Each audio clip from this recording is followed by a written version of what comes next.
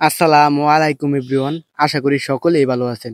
আজকের এই ভিডিওটা কি বিষয় নিয়ে বানানো হয়েছে তা থাম্বনেল দেখে বুঝে গেছেন।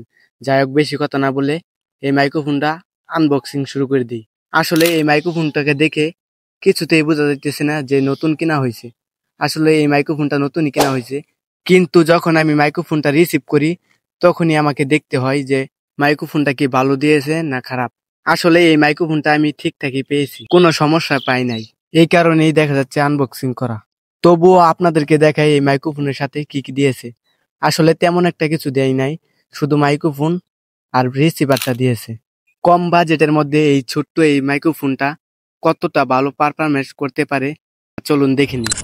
এখন যেই ভয়েসটা শুনতে পারতেছেন এটা মাইক্রোফোন ছাড়া, আর এখন যে ভয়েসটি শুনতে পারতেছেন এটা ওলানজি M10 মাইক্রোফোন দিয়ে রেকর্ড করা। সাউন্ড কেমন কমেন্ট বক্সে জানাবেন। বাজেট ফ্রেন্ডলি, ইউজার ফ্রেন্ডলি এই মাইক্রোফোনটা আমার কাছে দারুণ লাগেছে। ভিডিওটি ভালো লাগলে লাইক সাবস্ক্রাইব করে দিবেন, আর পেজ থেকে দেখে থাকতে পেজটা ফলো করে দিবেন।